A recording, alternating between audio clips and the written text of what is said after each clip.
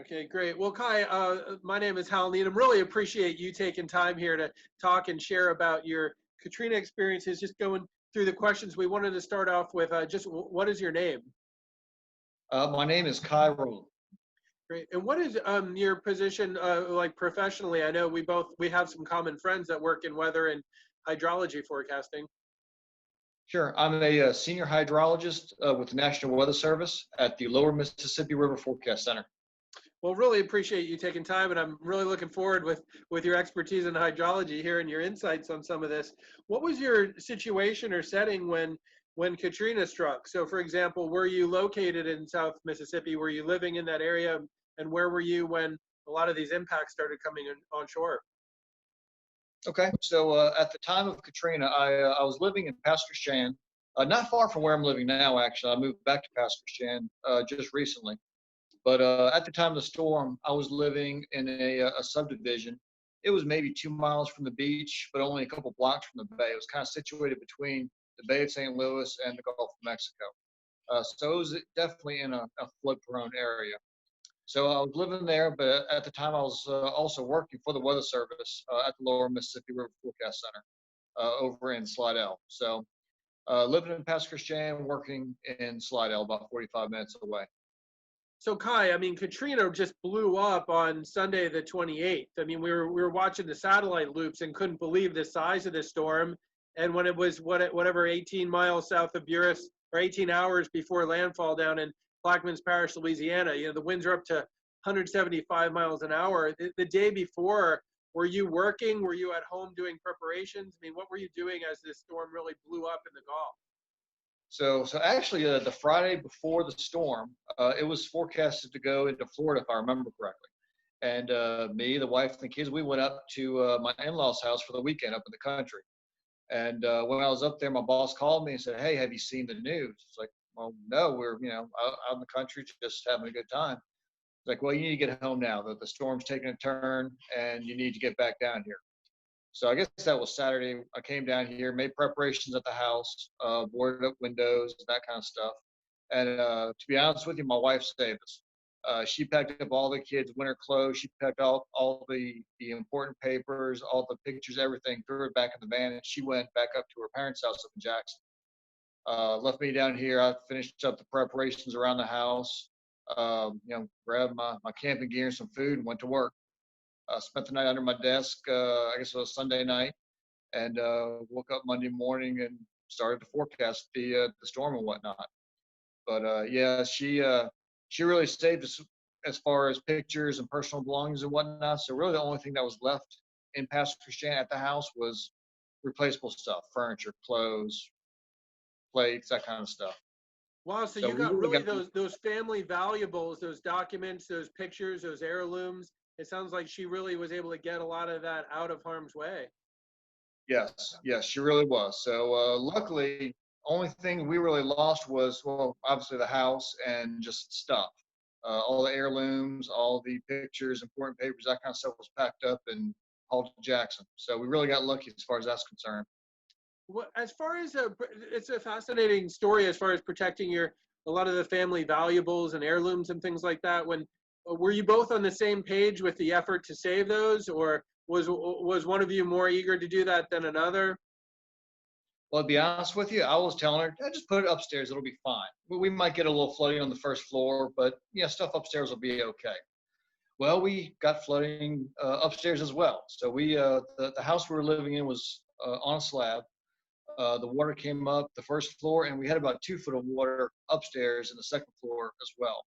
So honestly, she was really the one pushing to pack up all that stuff and move it with her up to Jackson, more so than I was. And the irony is, I work for the Weather Service. No, isn't that interesting? I've come across similar things when I've studied storm surge professionally for 12 years myself, and there have been a couple times where I've been blindsided, where I'm thinking there's no way the water could get that high, and all of it shocks us sometimes how high it can get. I'm really glad to hear that that y'all were at least able to protect yourselves and your property and things like that. How long did it take until you could get back to the property and see your house? It was probably a good week. I actually tried to get back the day of the storm. So I was at work, of course, but we lost communications probably about 9 o'clock that morning. Now we have a generator that powers the radar and the air conditioner and the computers and everything else. So we sat there and we watched the storm on the radar for the rest of the day. About 5 o'clock that afternoon, the last feeder band or the last rain band came through, and my boss was like, "All right, well, y'all go check in your houses, do what you need to do. That the worst of it is past." So it was probably 5 or 6 o'clock that evening. I tried to make it back to the house, and I took the interstate about as far as I could, and then kind of meandered my way through the woods, thinking that would be the best route. As soon as I turned south to go towards the house, there's just water as far as I could see still at 5, 6 o'clock that evening. So I kind of looked at the situation, realized there was no getting through there. There was water still in the neighborhood, still in the house. Um, so I turned around, went back to the office. And the next day, I had enough gas in my truck. I could either go to Jackson, check on my family, or try to check on the house again. So I went to Jackson and checked on them, made sure everything was okay there, and stayed up there until we get some more gasoline for the vehicles because you couldn't get gas, you couldn't get food, you couldn't get anything post Katrina, even as far up as Jackson. Um, so once we were able to get a little gas back in the vehicles, I was able to come back down and check on things. That was probably a good week later. Kai, were you able to communicate through telecommunications with your family, or did you have to really drive up there to communicate with them? I had to drive up there to communicate with them. Cell towers were down, pretty much everything was down. If I remember correctly, the first things that started working were texting. So we could kind of text a little bit, but again, that was 15 years ago too. So texting was a thing, but it wasn't as prevalent as it is now either. Kai, what was the mood like in the Slidell, New Orleans Slidell Weather Service office and the River Forecast Center there? I mean, obviously, you guys are doing a tremendous service helping protect people's lives and property, and you're experts in this field. But then, really the eye came right over Bay Waveland and not that far east of Slidell. Slidell itself took a major hit from this. I mean, what was going through? What was the mood like in the office there, and what was it like riding out the storm there? Well, obviously everyone was pretty nervous. Tensions were high, but ultimately we had a job to do. So we got our forecasts out and put our personal feelings aside for the time being. But once we got the forecasts out, and actually once we lost communications, we couldn't do anything else after that. But obviously everyone was pretty nervous. Everyone's tensions were running pretty high, just waiting to see the outcome of this major storm. Did y'all have any interactions with any like federal government agencies or anyone bringing you guys relief, or were you pretty self-sufficient with food and water and a place to sleep, things like that? Initially, we were self-sufficient. We had food and water. We had air mattresses and sleeping bags, that kind of stuff. We camped out wherever we could, basically. Um, a few days later, our Southern Region headquarters came in. They brought in generators and gasoline, food, water, that kind of stuff, and helped out as best they could also. So we had some relief coming in also from our original headquarters. Kai, were you guys called on for any, we tend to think of these hurricanes sometimes as preparing up to landfall, right? But as you mentioned, the evening after landfall, there's still high water. I mean, and then obviously there were still issues with high water really throughout much of Southeast Louisiana and Southern Mississippi, even in Metro New Orleans. Were you guys still, called to predict water levels and different things like that several days after the storm as well? Oh yeah, absolutely. We have never missed a forecast. What we did is we sent a core team of folks we sent them to Jackson, and when they got to Jackson, they lost communications up there as well. So they kept on going north, and they went to the Memphis office, and they were operating out of Memphis, and they actually went up there with a set of laptops, and we did our forecast off of laptops for a while till we could relocate. And what we ended up doing, we went, some of us stayed in the office, some of us went to our sister RFC over in Fort Worth and worked out there for a few weeks. And I want to say it was 2 weeks or so before we got power and communications back at our office. We're real near the Slidell Airport, so that was a high priority to get power and communications out to that airport. So because of our proximity to it, we got lucky and got power and comms back pretty fast compared to the rest of the folks in that area. I know a lot of times hydrologists rely on river gauges and tide gauges, things like that. In general, did the hydrological reporting instruments survive and stay operational, or did a lot of them go down in the storm? A good many of them went down in the storm. Pretty much all the coastal forecasts we did in Kiln, Mississippi, Biloxi, all those areas, those gauges were gone. The storm surge came through and just knocked them out. Kai, so it sounds like about a week after the storm, you get back into Pass Christian. I mean, what you saw, was your mind sort of prepared for it, or was there really no way you could prepare for what you saw? I had seen reports and heard stories and knew it was pretty bad, but nothing really prepares you for seeing that stuff firsthand. I mean, there were houses in the middle of the road. They floated off their foundations and just set wherever the water put them. I mean, it was a mess. It was a total mess.